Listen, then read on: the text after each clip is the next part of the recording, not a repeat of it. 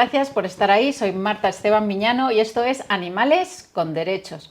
Hoy vamos a hablar de una vida entregada a combatir la injusticia, una vida dedicada a desafiar todo lo que amenaza la libertad, el amor, los animales o el planeta. La persona que nos visita hoy ha sido parte clave en la lucha por la diversidad sexual, la igualdad de género, la dignidad de las personas, el planeta o los animales. Una lucha en la que la violencia, la injusticia y la falta de empatía son siempre las mismas. Lo único que varía es la víctima.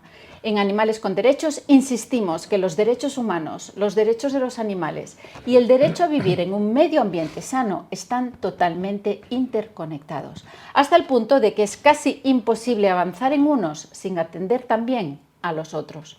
Hoy tenemos con nosotros una persona que así lo ha comprendido desde hace décadas, una persona que ha construido una vida coherente, como decimos en Animales con Derechos, uniendo causas y conectando derechos. Una persona que, con miedo o no, nunca ha dudado en alzar la voz, aunque eso implicase pagar un alto precio.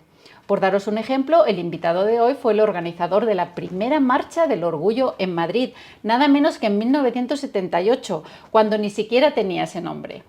También dio visibilidad al VIH cuando casi nadie se atrevía. Luchó por el matrimonio igualitario, fue portavoz político, es activista ecologista, actor y defensor incansable de los animales. Hoy hablamos con alguien que ha estado y sigue estando en primera línea de muchas de las luchas que nos han traído hasta aquí. Hoy hablamos con Ramón Linaza. Muchas gracias por acompañarnos, Ramón. Gracias por estar aquí. Gracias a ti por invitarme y encantado de poder hablar de tantas cosas interconectadas. Madre mía, es que me pierdo. Mira, tenía aquí lista, decías, o sea, empezaste en 1973 con la Liga Comunista Revolucionaria, Sí, responsable primer partido. de la organización de la Facultad de Ciencias Políticas y Sociología y miembro del Comité Estudiantil, miembro del Comité de Redacción de Combate. Combate era la revista que publicaba la Liga. Eso es, la Liga responsable de los movimientos marginales. Era lo que, porque claro, yo estuve en los primeros movimientos homosexuales en Madrid, pero también el primer grupo de personas discapacitadas, que fue Minusválidos Unidos, y la coordinadora de grupos marginales. Bueno, que fueron unos años que en 2 o 3 años había un colectivo que era el colectivo de psiquiatrizados en lucha.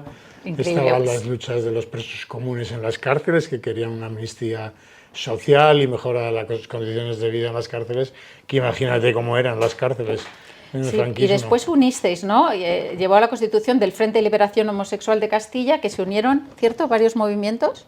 Sí, yo el primer grupo con el que contacté se llamaba Frente Homosexual de Acción Revolucionaria, que había uno con el mismo nombre en Francia, y luego había otro que era el Movimiento Democrático de Homosexuales, que era gente más o menos del mundo de la cultura y del cine, vinculados al Partido Comunista, que entonces digamos que era la izquierda más institucional. Sí, pues estamos hablando que todavía, bueno, estaba a punto de morirse Franco, ¿no? No, ya había muerto. Estoy hablando del año 76. Ah, sí, ya había muerto entonces. 76-77. Y otro que se llamaba Agrupación Mercurio para la Liberación Homosexual, y de ahí nos unimos en un grupo que lo llamamos así, era un poco la traducción literal adaptada de lo que había en Cataluña, que era el Front d'Alliberament Gai de Cataluña. Exacto. Lo llamamos Frente de Liberación Homosexual de Castilla porque Madrid entonces estaba en Castilla. Vamos a ir desgranando todo esto, ¿no? Pero a mí lo que me interesa es aquel chaval en la universidad, entiendo, ¿qué se despertó en ti para que en vez de dedicarte a otras cosas que se dedica pues, el 90% de la población, tú tuvieses esa inquietud? ¿Qué crees que te movió para empezar a actuar en todos estos campos? Mira, yo vivía en la escuela de agrónomos, en la ciudad universitaria, tenía hermanos mayores, entonces, claro, yo ya con 10 años ya había visto a la policía disolver a los estudiantes con las mangueras de estas que llevaban, ¿no? Entonces mi relación con la política pues viene de muy joven, ¿no? Ah, sí, lo que te iba a decir, cuando yo terminé el COU, yo me había matriculado en exactas, iba a estudiar matemáticas, ¿no? Ciencias exactas, pero tenía que ir a la Universidad Autónoma y yo vivía en la Escuela de Agrónomos, en la ciudad universitaria. Entonces me parece un poco disparate tenerme que ir a la Autónoma viviendo en la Complutense. Y la única forma que podía quedarme en la Complutense era solicitando una carrera que no existiera en la Autónoma. Así que pedí Sociología, que en aquella época no lo había en la Autónoma, y además coincidía que la Facultad de Políticas y Sociología era la más roja del distrito, ¿no? Que diríamos en aquella época, ¿no? ¿Y de dónde te viene esa ideología? Pues, ¿De dónde te viene la ideología roja, como tú dices? bueno, yo me interesé siempre mucho por todo lo que fuera lo más opuesto posible a la dictadura. Entonces, pues yo decía que, bueno, que aunque había nacido en Madrid, pues era nacionalista vasco, porque los de Bilbao nacemos donde nos da la gana, y a mí me dio la gana de nacer en Madrid, pero mi padre era de Bilbao, mi abuelo era de sí. Lemona, mi abuela de Amarilleta. ¿Y ellos sufrieron la represión que a ti te llevó también ese camino? No, la verdad es que la familia de mi padre, pues era, pues como pasó en muchas familias que cayeron por un lado y por otro, ¿no? O sea, Sí, una tía mía murió en la Gran Vía, en las colas del PAN, por los bombardeos franquistas o nazis, y otro tío mío, pues murió en Durango, porque se había alistado en las tropas franquistas, sí, ¿sabes? Entonces, bueno, mi padre era amigo de Ruiz Jiménez, que era un político demócrata cristiano, que en tiempos había sido ministro de Educación, pero que abrió una película fue muy importante en este país, que era Cuadernos para el Diálogo. Y él encarnaba un poco, de hecho, en las primeras elecciones democráticas, él se presentó con un partido que se llamaba Izquierda Democrática. Desgraciadamente no salió elegido, ¿no? Pero era una figura, pues digamos, de personas que tenían unos valores, unos principios, y que habían participado en el régimen en unos inicios y se dieron cuenta de que eso no era lo que ellos y esos te inspiraron, buscaban, ¿no? En cierta manera sientes bueno, que... un poco a mi padre, ¿no? Y, pues, por ejemplo, o sea, en casa el primer país que entró fue el número 0, porque mi padre se inscribió inmediatamente, ¿no? Entonces, él empezó votando a Ruiz Jiménez en el 77, como no salió elegido, pues a partir de ahí votaría al PSOE, ¿no? Entonces, ¿y cómo te metes en estos grupos, organizaciones de ayuda a gente con minusvalías? Cuando hablas de gente marginada, ¿a quién te refieres? ¿Cómo entraste ahí? Porque eso fue de lo primero, ¿no? Entiendo. Sí, eso fue antes, porque eso fue, pues no sé, estaba yo en tercero o cuarto de bachiller, o sea, tendría 14 años más o menos. Joder, qué jovencito. Y entonces empecé a dar clases a un chico que era tetrapléjico. Desgraciadamente se había tirado al agua en un río y se había quedado tetrapléjico, no tenía movimiento ni en las piernas ni en los brazos, ¿no? Y este chico estaba haciendo el graduado escolar. Y bueno, pues yo le estuve dando clases, mi hermano también le dio clases, y hizo el grado escolar, hizo el acceso a la universidad, hizo la carrera de psicología y creo que terminó como profesor de psicología. ¿Es la fotografía que me enseñaste? No, este es otro. Okay. Este otro que te he enseñado era paralítico cerebral. Son cosas distintas. Sí, es verdad. Bueno, y cuando hablabas de ayuda a colectivos marginados, ¿a quién te referías? Bueno, la coordinadora esta surgió, como te decía, de una lucha muy importante que hubo en España, que fueron los comités de presos en lucha. Había habido una amnistía política, pero había mucha gente en la cárcel que sufría unas condiciones de vida terribles en las cárceles y que consideraban pues, que también ellos tenían derecho a que hubiera una amnistía social, ¿no? Y bueno, fue un movimiento en todas las cárceles y había comités de apoyo a la COPE, es decir, la gente de su entorno social, familiar, de amistades, etcétera, pues les apoyaban desde fuera, ¿no? Estaba en vigor la ley de peligrosidad social, que era una ley pues, que nos afectaba a los homosexuales, a las prostitutas, a los vagos y maleantes. Porque ¿qué consecuencias tenía? Lo digo porque hay mucha gente que desconoce esto. Bueno, sencillamente te podían detener y te podían meter en la cárcel sin juicio y sin acusarte de ningún delito. simplemente porque la ley decía que eras una persona peligrosa para la sociedad, entonces había que separarte de la sociedad. Teóricamente la ley era de ¿Era la de vagos y maleantes? rehabilitación. ¿Es la misma que llamaban vagos y maleantes? Sí, la ley de vagos y maleantes, en los años 50 se le cambia el nombre y se llama Ley de Peligrosidad y Rehabilitación Social. Okay. Añaden rehabilitación un poco con la teoría de que estas personas peligrosas para la sociedad podrían ser rehabilitadas de alguna manera, ¿no? En la práctica no había rehabilitación, sino que pues ¿Y de esto de cuántos años hace? A la cárcel de Badajoz o a la cárcel de Fuerteventura, en fin. Yo no estuve en la cárcel por ese motivo, pero sí hubo muchas personas. Al principio de la dictadura esa ley se utilizaba contra la izquierda porque una persona que no tuviera domicilio fijo y que no tuviera un trabajo estable automáticamente era considerado como vago o maleante. Pues no le cabrían hoy gente en la calle. No tienes trabajo, vago. No tienes domicilio, maleante. Entonces, que se utilizó, claro, el que estaba en la clandestinidad, digamos, pues ya me dirás. Es muy importante recordar esto porque puede parecer que está muy lejos, pero no lo está tanto. O sea, Ramón lo ha vivido en su vida y nadie puede asegurar que no vuelva a pasar tal y como están yendo las cosas. Se daban además situaciones terribles, ¿no? Porque, por ejemplo, podía ocurrir que los padres denunciaran a un hijo por ser homosexual y a consecuencia de esto le detuvieran y le metieran en la cárcel. O sea, realmente era terrible, ¿no? Sí, incluso tuvimos aquí con Carmen Apaca que le contaba que sus padres, porque ella desobedecía y no quería seguir las normas de la casa y se escapó de casa, la mandaron a un centro a que la rehabilitaran. Sí, sin haber hecho daño a nadie. A la clínica de López Cibor a curarte a base de electrochoques.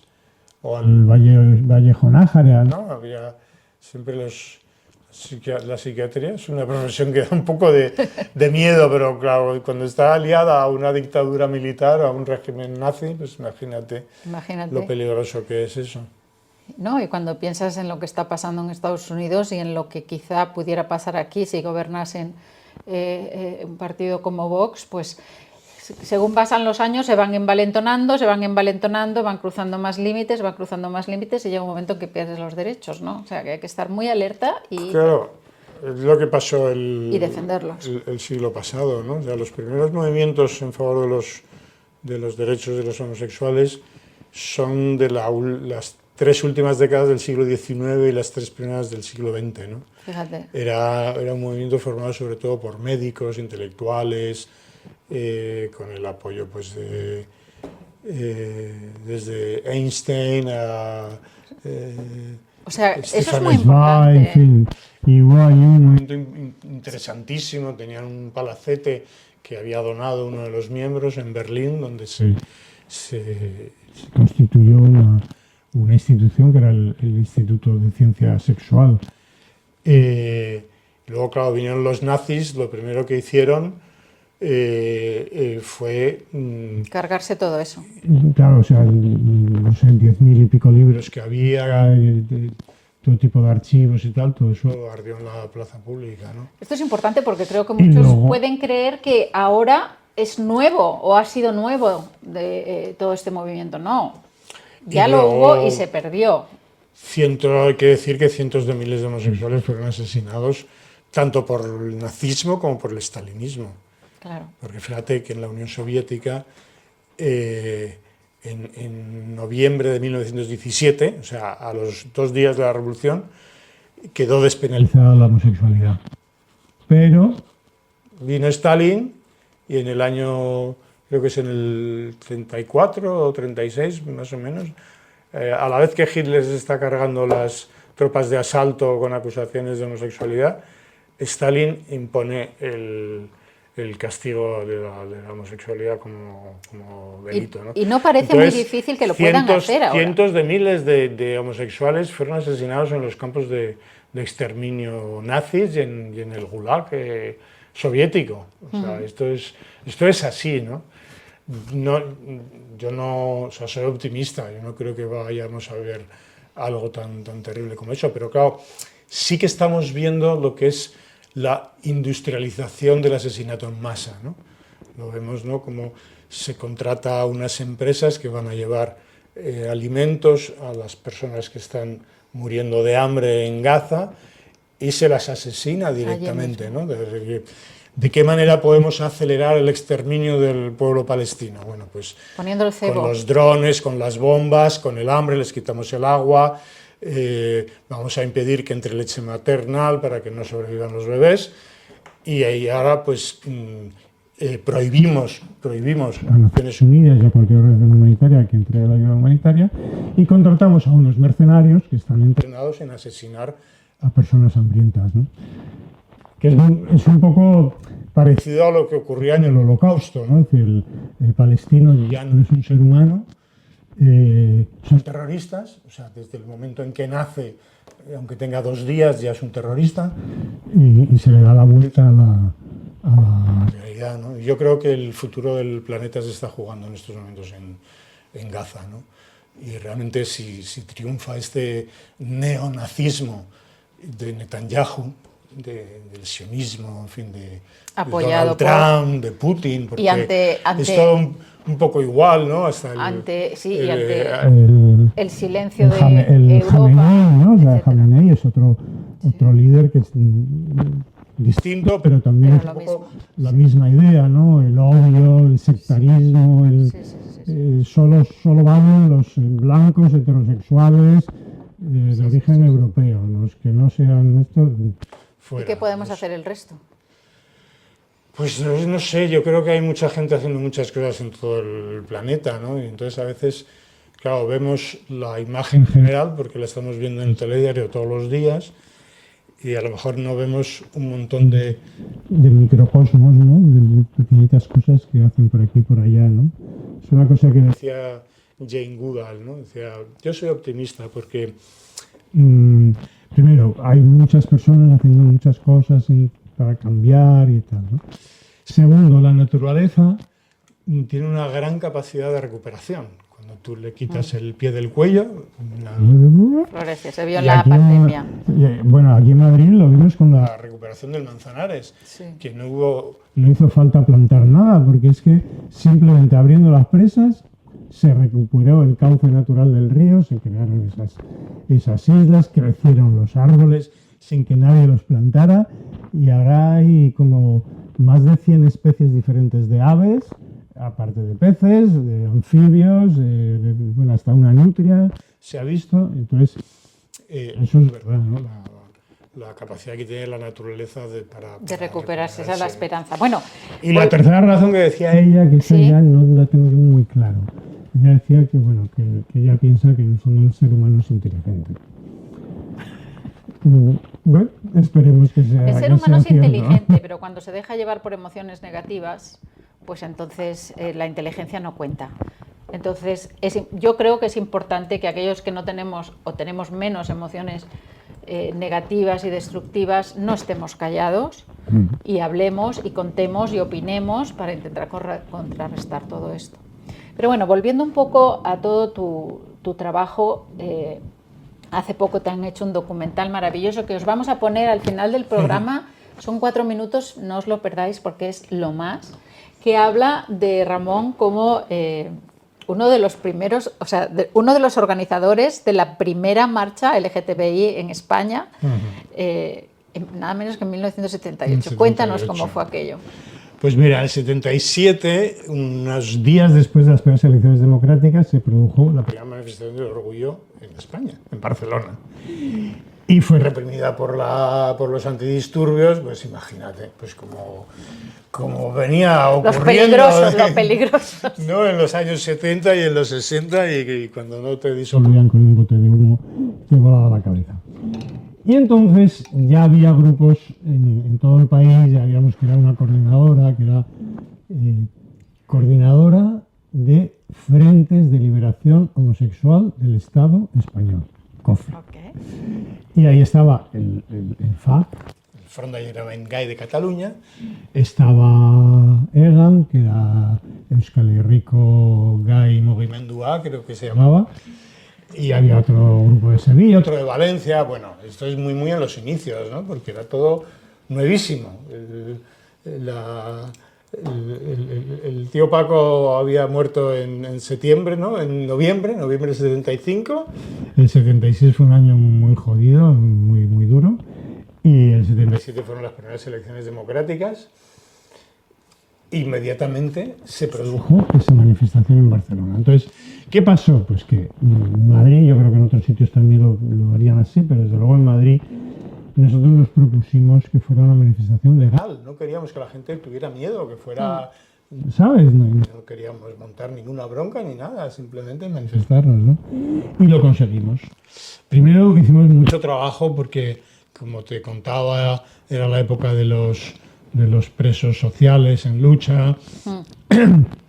Bueno, hicimos mucho trabajo con todo el tejido social que estaba afectado por la ley de peligrosidad social, que no éramos solo los homosexuales, sino también los otros sectores, las prostitutas, etcétera, etcétera, ¿no? Y fuimos a hablar tanto con la Federación Socialista Madrileña como con el Partido Comunista. Y conseguimos, pues nosotros no teníamos entidad legal. No éramos nadie. Conseguimos que la solicitud de autorización al gobierno civil, ahora diríamos comunicación a la delegación del gobierno, no, entonces era solicitud de autorización al gobierno civil. Iba firmada por Alonso Puerta, que fue teniente de alcalde con Tierno, era de un partido que se llamaba PASOK, Partido de Acción Socialista. Alonso Puerta y un diputado del PSUC, por tanto del PC, ¿no? Y gracias a eso la manifestación fue legal y fue muchísima gente. ¿Y encontrasteis mucha oposición, hostilidad? ¿Cuál fue la reacción de la sociedad en ese momento? Bueno, hay que decir que el gobierno civil nos autorizó en un lugar donde no hubiera gente y no se nos viera y que fuera discreto. Entonces, pues es que no había nadie. Ya. Estábamos en la calle Menéndez Pelayo, el recorrido era de O'Donnell a Mariano de Cavia, y salvo alguno que salió así por el balcón, no sé, a mí me contaron que tiene que la vida tiene un petardo desde una ventana de Menéndez Pelayo, puede ser, no sé. Yo allí solo veía a las 10.000 personas que nos habíamos juntado para la manifestación, muy diversas, porque había de todos, había travestis, trans, homosexuales, lesbianas, madres solteras, sindicalistas, gente de todos los grupos. ¿Y cómo vivisteis ese momento? ¿Cómo lo sentisteis esa primera? Pues fue una alegría impresionante. ¿Qué sentías? ¿Con quién estabas? ¿Cómo lo recuerdas? La primera vez que podías estar, bueno, yo estaba en la pancarta de cabecera con Carlos, con quien luego abrí la sala Candilejas, Nieto y Absurdino, y luego nos casó Pedro Cerolo en 2005, ¿no? Y estábamos porque después de Alonso Puerta y el diputado del PC, la siguiente firma era la mía, y luego era la de Carlos, y luego pues firmaron otros compañeros, ¿no? Y de hecho yo era el contacto con la policía. Hay un momento en que la policía me dice que por favor que nos demos prisa, que eso tiene que acabar como sea. Porque estaban obviamente muy molestos, muy nerviosos, ¿no?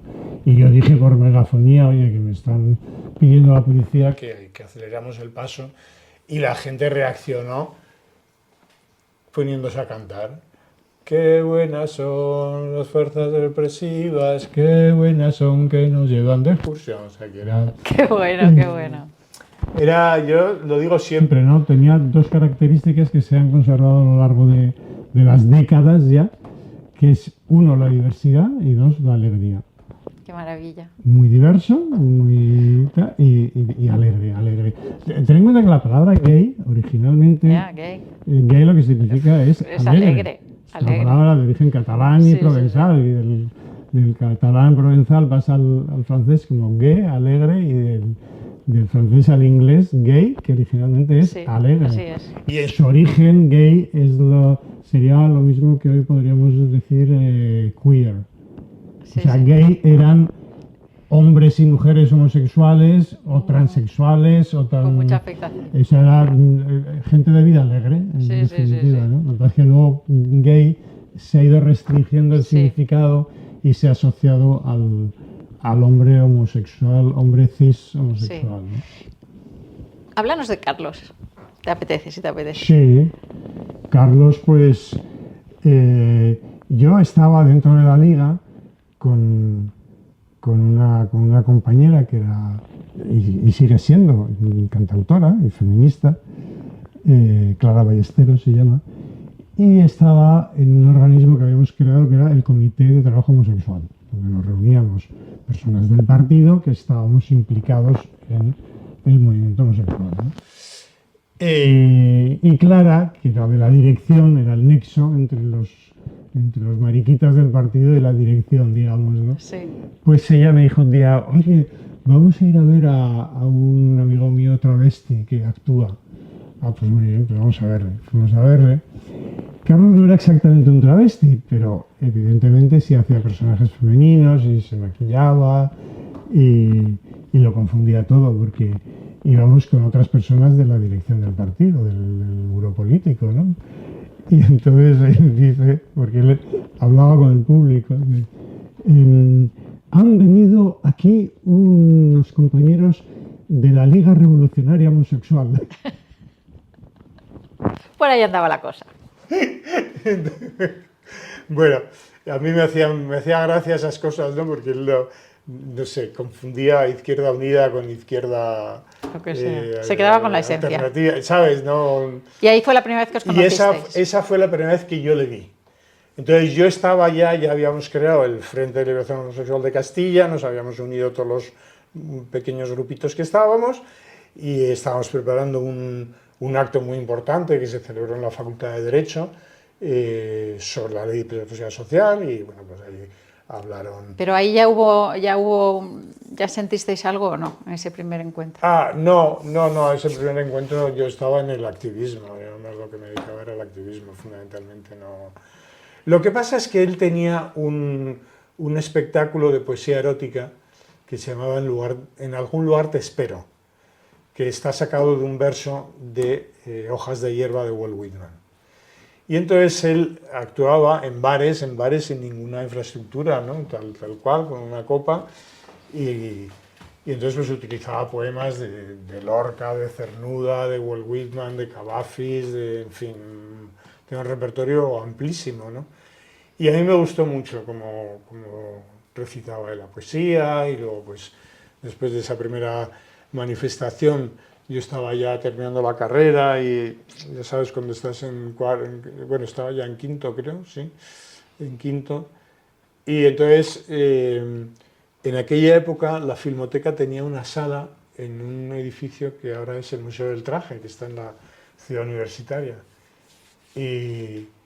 Y entonces pues me iba con Carlos a ver ciclos de cine de Pasolini, por ejemplo, recuerdo que vimos un montón de películas de Pasolini allí, ¿no?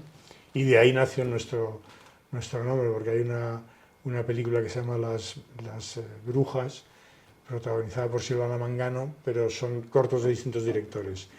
Y el de Pasolini se llama La Tierra vista desde la Luna. Entonces son Silvana Mangano, Totò, que es un cómico antiquísimo, y Ninetto Davoli, que es un actor que luego trabajó mucho con Pasolini. La historia es completamente absurda. Totò y su hijo Ninetto Davoli pues se han quedado huérfanos y viudo el otro y buscan una mujer pues para que les cuide. Y entonces encuentran a Asunta Absurda, que es muda, pero que en un momento les coloca todo, tal. Pero ella se sube al Coliseo y desde abajo Totò y el otro se va a matar, se va a suicidar porque somos pobres, para sacar dinero. Pero con la mala pata que dos turistas americanos que en realidad son dos travestis americanos, o sea, son dos hombres haciendo... Sí. Tiran una cáscara de plátano y la Silvana Mangano pisa la cáscara de plátano y se mata. Y entonces la tumba. Todo esto es un corto, es muy cortito. Pero...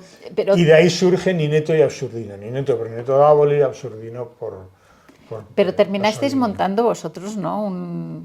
Con Abrimos Carlos. abrimos la sala Candilejas, unos días después del golpe de Estado de febrero del 81, o sea, abrimos el 1 de marzo y el golpe había sido el 23 de febrero. y cerramos en 2005, o sea que fueron pues la década de los 70, la de los 80, Qué bueno, qué bueno. digo, no, 80, 90 y... Bueno, volviendo al activismo, también fuiste una de las primeras personas en España en visibilizar el VIH, ¿verdad? Cuéntanos un poquito de Sí, eso fue en 2005 porque, claro, yo me fui a Inglaterra, luego volví, abrimos la sala esta, que la tuvimos durante 23 años, y entonces yo mi activismo lo había llevado más al terreno del escenario, de la actuación, ¿no? Pero con el tema del VIH, como se acababa de aprobar el matrimonio, pues yo le comenté a Pedro Cerolo que tenía la idea de casarnos haciendo como un acto de visibilidad del VIH, que en aquella época... ¿Eso en pues, qué año fue? Eso fue en 2005. La ley se aprobó el 6 de julio, creo que es, de 2005, y nosotros nos casamos el 30 de noviembre de ese año, que es la víspera del Día Mundial del SIDA. O sea, que tu matrimonio fue una diciembre. forma de activismo también. Sí, sí, sí, totalmente. Qué bueno, qué bueno. Sí. Bueno, ¿y cómo te metiste después? ¿Cómo se amplió toda esta cantidad de cosas que has hecho al ecologismo? Bueno, a ver, yo desde pequeño, mi padre era perito agrícola, y yo en casa pues tenía plantas en mi ventana. Además, en agrónomos en aquella época había una granja. Mi padre y mi madre eran ingeniero agrónomo también. Anda. Bueno, mi madre perito. Bueno, pues en casa había una época que nos traían la leche de la vaquería de la escuela y la cocíamos y Sí, sí, ¿sabes? sí, Había me una acuerdo. huerta donde está lo que ahora es el Museo del Traje, que te hablaba antes, eso era la huerta. Y entonces, pues no lo sé, mi padre yo creo que siempre nos transmitió un poco el amor al mundo vegetal y al mundo animal, ¿no? A los árboles, a los ¿Y cómo, montes. con qué organización o cómo empezaste tú en ese mundo, que fue cuando yo te conocí? Pues mira, la verdad es que fue cuando yo estaba en los últimos años de Candilejas, había una asociación que se reunía ahí, que se llamaba No Nos Resignamos, y trajimos a un político europeo que es Daniel Cohn-Bendit. Daniel Cohn-Bendit es un líder de mayo del 68 y luego fue eurodiputado de los Verdes, era un franco-alemán y tal. Y él tenía la idea de presentar, habían hecho un acuerdo, ¿no?, para presentar como candidato a la alcaldía de Madrid a José María Mendiluce, que él había sido responsable de ACNUR en Sarajevo. Por eso creo que le llamaban el alcalde de Sarajevo, porque se jugó la vida ahí tratando de meter cosas, ¿no? Y antes había estado también en Mozambique, creo que es. Y entonces, pues presentamos, yo ya conocía a Mendiluce, porque Mendiluce estaba en el Comité Central de la Liga en los años 70, y yo había tenido una relación sentimental con él. Y entonces, pues en mi sala fue donde presentamos las candidaturas verdes a las elecciones municipales y autonómicas del año 2003. Entonces lo presentamos en 2002 y un poco a partir de ahí fue todo ¿Con qué rodado. siglas eran con los verdes? Los verdes. Los verdes. Los verdes. Y además se consiguió que estuvieran prácticamente todos, menos uno, que luego yo le conocí años después, y que decía que había hecho la mejor campaña de toda la historia, porque con 1000 pesetas había conseguido un 1% de votos. Claro, se había llevado de la campaña nuestra. Habías restado y lo habías hecho inútil. Nosotros habíamos sacado 1,55, pues con él hubieran sido 2,55. Tampoco hubiéramos llegado, pero bueno. Pero bueno, hubiera ayudado. Yo la primera vez que te conocí, o por lo menos que yo recuerde, fue, además tengo la imagen grabada por alguna razón, fue en Las Ventas, cuando hicimos la protesta de la tortura no es cultura. Que además me reñiste por algo porque no estabais o no sé, no me llegaste, porque yo no sé, y me llamaste la atención, dije, esta persona, y fue allí. ¿Cómo te metiste además en la lucha antitaurina? O sea, es que ya no te caen las cosas. Pues porque, pues no sé muy bien por qué, porque bueno, a mí no me gustan los toros, ¿qué quieres que te diga? Nunca me han gustado, me parece una barbaridad, ¿no? Entonces, pues me parecía Allí estabas una causa, también. me parecía una causa justa y necesaria, ¿no? Las tradiciones, no todas las tradiciones merecen ser conservadas, ¿no? No conservamos el garrote vil, no conservamos estos aparatos que tenía la Inquisición para estirarte, ¿verdad? Ya, y O sea, que quemar las viudas en la India claro, y tantas cosas más, efectivamente. ¿no? O Entonces, sea, pues por mucha tradición que haya y por mucho que les guste ir a correr en los Sanfermines, pues es algo que acabará desapareciendo, no tiene sentido en nuestra cultura actual, yo creo, ¿no? Y pues lo que pasó fue que vino todo un poco rodado porque ya cerramos la sala, estuve trabajando con un eurodiputado, después de lo de Mendiluce, que no salió elegido, pues sí conseguimos un eurodiputado en un acuerdo entre el Partido Verde Europeo y el PSOE. Y entonces David Hammerstein fue elegido eurodiputado y iba al grupo de los verdes, no era, ¿sabes? Y en esas mismas elecciones, que son las de 2004, también salió elegido un diputado verde por Sevilla, que nadie pensaba que iba a ser elegido, pero como el PSOE tuvo tanto voto, pues entró. Curro Garrido, que era... Y, Y luego viene de ahí todo rodado, pues empecé a trabajar para el eurodiputado, viajé a Bruselas y luego ya enseguida vino la propuesta de EQUO, que fue en el año 2010, estábamos en Navarra, en la segunda Universidad Verde de Navarra, y allí pues vino Juancho López Uralde. y entraste también en política. A ver, yo nunca me he salido de la política, o sea, Bueno, sí, pero quiero decir desde dentro.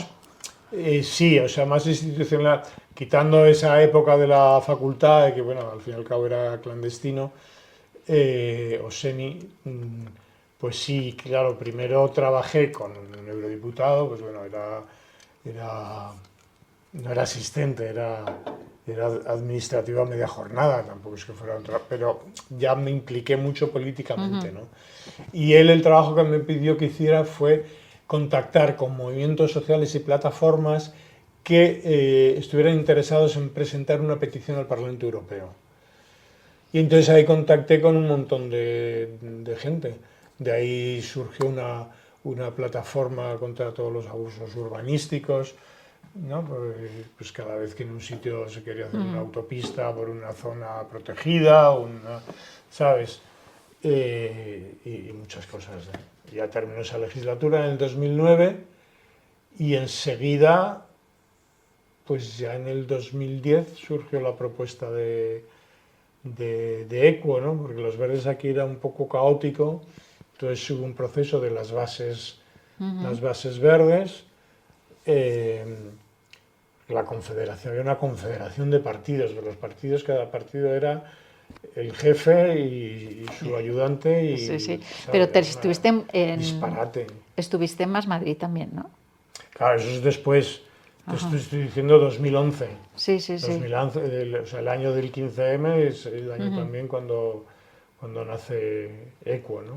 En 2010 fueron los antecedentes, 2011 EQUO, y luego pues cuando se produce la candidatura de Ahora Madrid, y nosotros en EQUO estamos trabajando dentro de Ahora Madrid. Yo ya había sido elegido como número 2 después de Inés Abanés por EQUO, pero no me apartaron los de Podemos y entonces no salí elegido concejal, pero sí trabajé como asesor de medio ambiente con Inés. Toda esa fantástica legislatura Inés.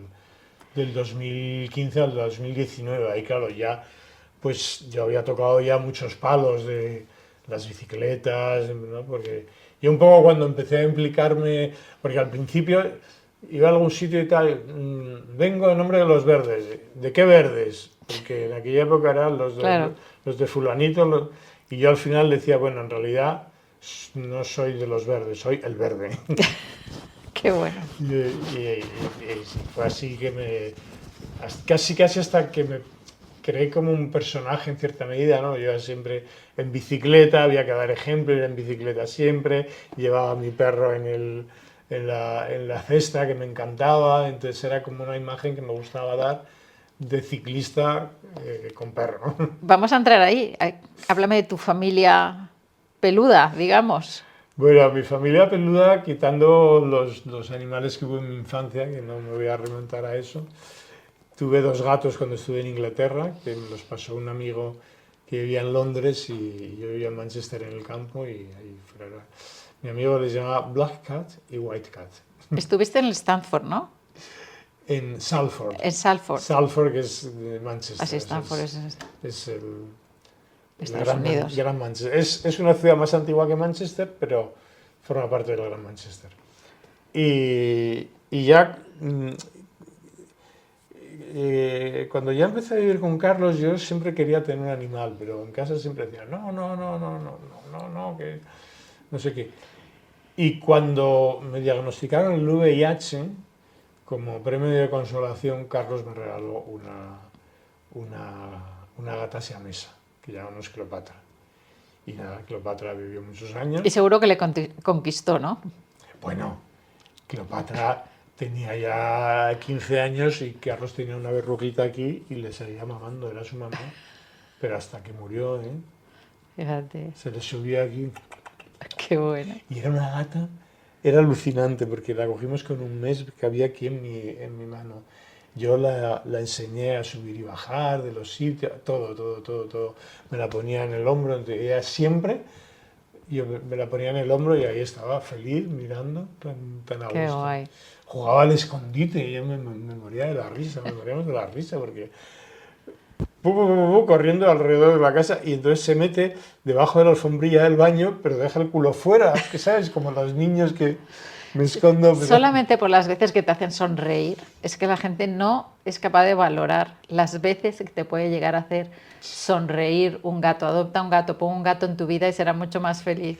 Y esa gata, por esas tonterías que a veces te dice alguien que no debemos haber hecho caso, ay, no la esterilicéis, pobrecita. Mira, la dimos anticonceptivos, tenía unos celos horrorosos que lo pasaba mal ella y nosotros. Claro. Y con el tiempo tuvo un cáncer de útero y la operaron y al año siguiente murió de un cáncer de útero. Y todo por no haberla operado. Y luego ya, porque esa gata la compró Carlos, pero luego ya siempre han sido animales adoptados y han venido esterilizados. Entonces vino Odi, que yo le adopté sin decirle nada a Carlos, me presenté con el perro. Gato a perro.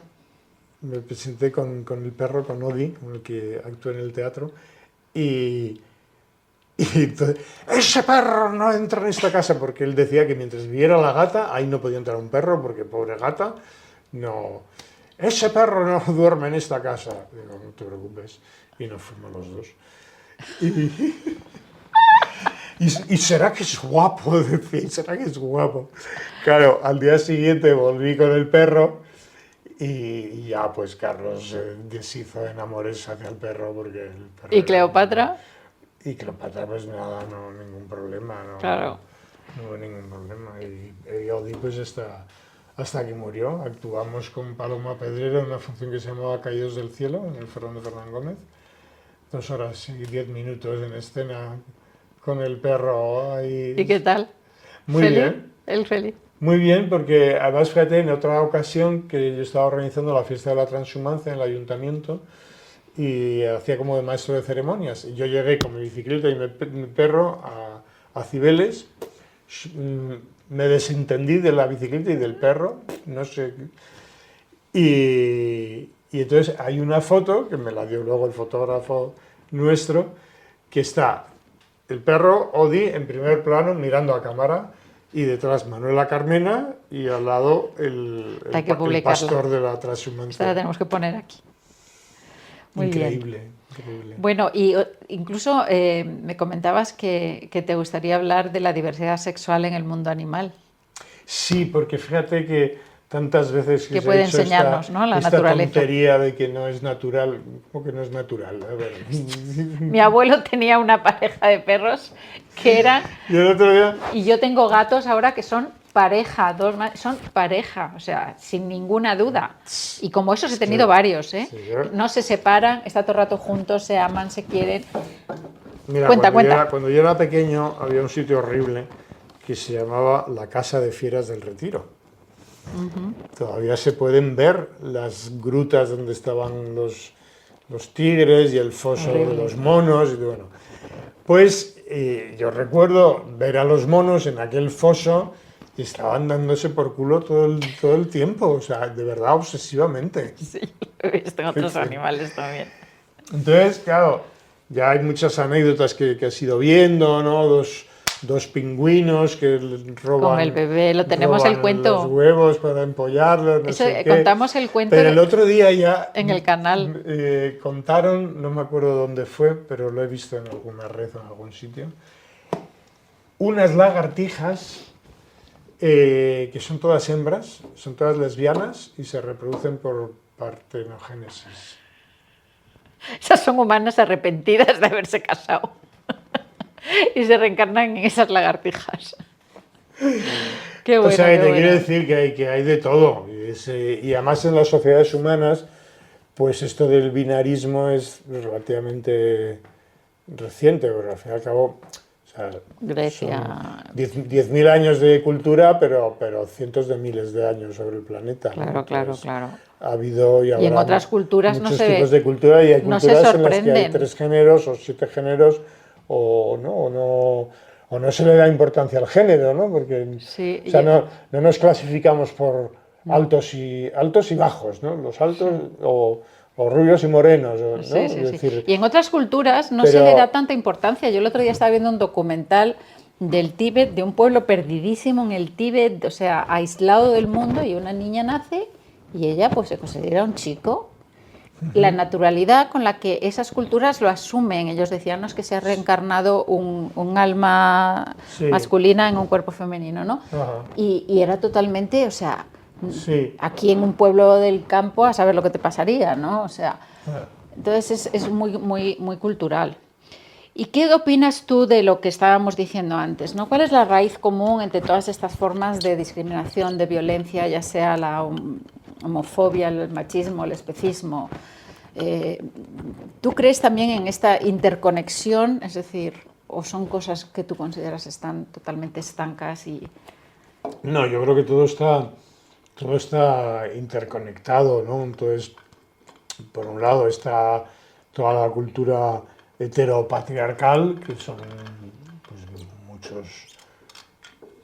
muchos cientos de años o miles de años incluso, ¿no? Y luego está el capitalismo depredador, que cada vez es más depredador y más salvaje y más, ¿no? Entonces, porque a mí me da la impresión de que estamos como en un momento en que el tiempo se acelera, ¿no?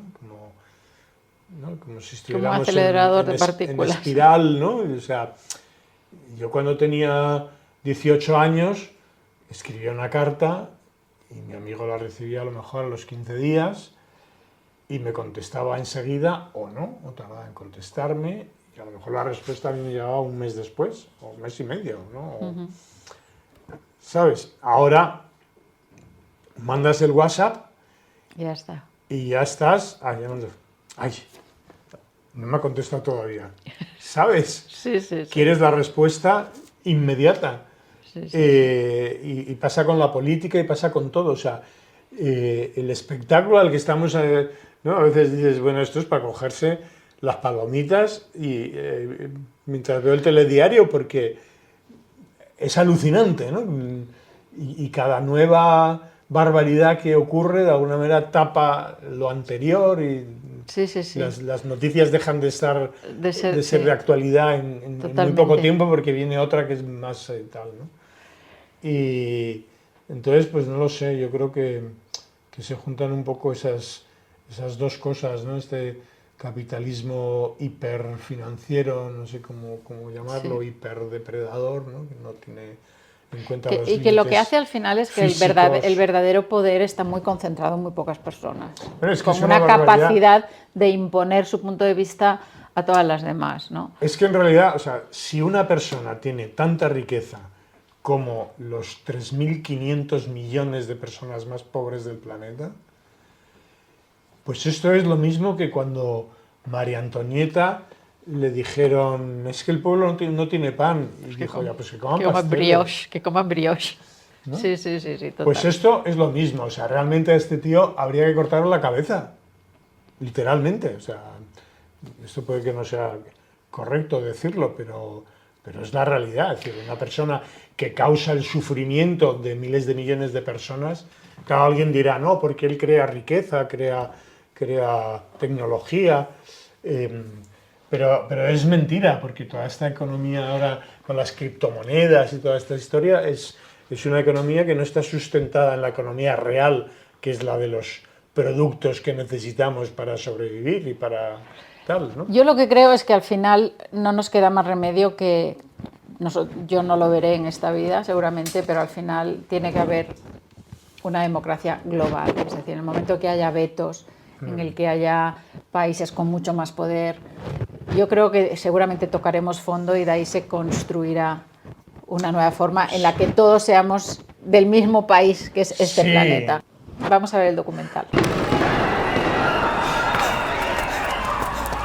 Fue en junio del 77 cuando se producen las primeras elecciones democráticas y a los pocos días se celebra en Barcelona la primera manifestación del orgullo, que es reprimida por la policía, ¿no? Había una ley de peligrosidad social por la cual pues, te podían detener y encarcelar simplemente por ser o aparentar ser homosexual. Así que básicamente pues llevábamos una doble vida, siempre con mucho miedo, ¿no? Nosotros hicimos mucho trabajo en Chueca, ¿no? Repartiendo panfletos, convocando a la manifestación, y la reacción fue muy positiva. No imaginábamos que iba a haber tanta gente, pero sí sabíamos que iba a haber gente y que había muchas ganas. Fueron años muy, muy difíciles, ¿no? Y costó mucho. O sea, la democracia se ganó en la calle. Nos reuníamos en una juguetería que había en los patios de Argüelles, que se llamaba La Carraca, donde hicimos las pancartas, ¿no? Bueno, eran muy artesanales, eran sábanas, telas blancas, en las cuales pues pintábamos las consignas. Los homosexuales y las mujeres decimos basta a la opresión machista. Fue muy alegre y muy diversa, que yo creo que son dos de las características que han perdurado a lo largo del tiempo en lo que es el orgullo, ¿no? Muy alegre porque lo que reivindicábamos era la vitalidad, la vida, la libertad, el amor, el sexo, es decir, entonces, bueno, era un placer estar allí y poder compartir con tanta gente, ¿no? Y muy diversa también porque allí no solamente estábamos hombres homosexuales, sino que había también lesbianas, había feministas, había sindicalistas, había un sentimiento de solidaridad y compartida donde cada cual pues, podía expresarse según su orientación o su identidad de género, ¿no? No sé, yo creo que sentíamos que estábamos haciendo historia. Hemos recorrido un largo camino, hemos logrado determinados derechos y ahora existe un riesgo muy real de retroceso. Es muy importante ser conscientes de dónde venimos, que es muy importante mirar atrás para tomar impulso y seguir avanzando. Porque los derechos no están garantizados, los derechos hay que defenderlos y hay que ejercerlos cada día para que no retrocedamos, ¿no?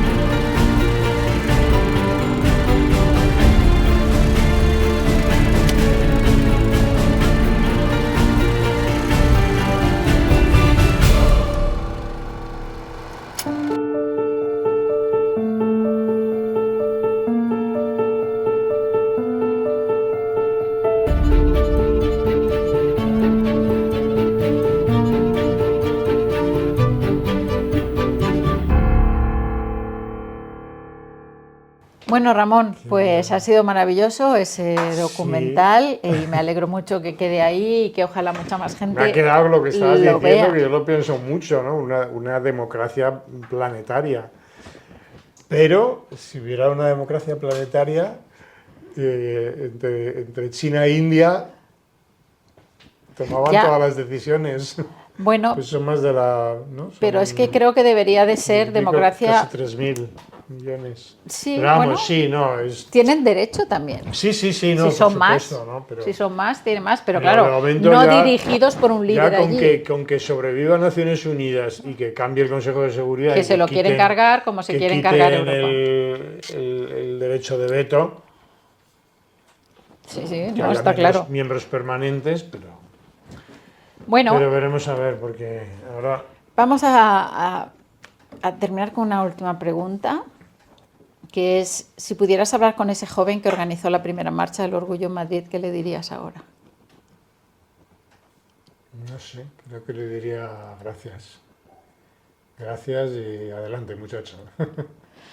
Qué bueno, qué bueno.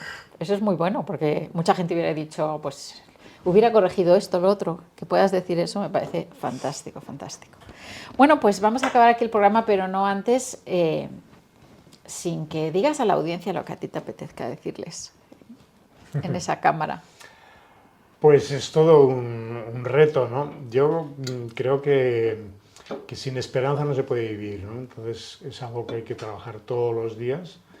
Desgraciadamente hoy en día parece que la humanidad no es capaz de pensar en utopías, solo pensamos en distopías.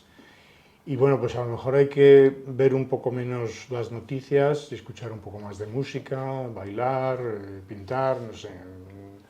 Por supuesto, pues tener contacto con la naturaleza y con los animales, ¿no? Entonces, vivimos un momento terrible, muy peligroso, donde hay un riesgo cierto de retroceso en derechos y en libertades. Pero bueno, también el ser humano es resiliente y lo mejor que podemos hacer es defender nuestro día a día, lo que hacemos cada día, en lo que creemos, las personas a las que queremos y con las que compartimos nuestros sueños. Hoy hemos querido rendir homenaje a una trayectoria que merece ser contada, conocida y reconocida. Una vida de lucha que arrancó en los años 70, cuando Ramón se implicó en el movimiento revolucionario de su universidad y decidió dedicar su vida a la defensa de quienes más lo necesitasen, ya fuesen personas con VIH, diversidad funcional, en estado de marginación o de exclusión social. A todo ello sumó su férrea defensa por la diversidad sexual, el activismo ecologista y animalista y su papel como político y actor. Este programa es también un reconocimiento a su valentía, a su coherencia y a la inspiración que esto supone para quienes creemos que el activismo no es una pose, sino una forma de estar en el mundo. Ojalá nunca nos falten personas como Ramón que ponen sus principios por delante de sus miedos, que no callan cuando todo tu entorno te empuja a callar, que no se apocan cuando todos te avasallan, que nos recuerda, al fin y al cabo, que defender lo que es justo es siempre el mejor camino, aunque sea el más difícil, y que más vale morir por algo que vivir para nada. Gracias, Ramón, por ejercer la empatía, esa empatía que no tiene fronteras, ni de sexo, ni de especie, ni de raza, ni de clase, ni de ideología. Esa empatía que cada vez que la ejercemos somos más felices y contribuimos a construir un mundo más justo para todos. Esto es Animales con Derechos, uniendo causas, conectando derechos. Gracias por estar ahí.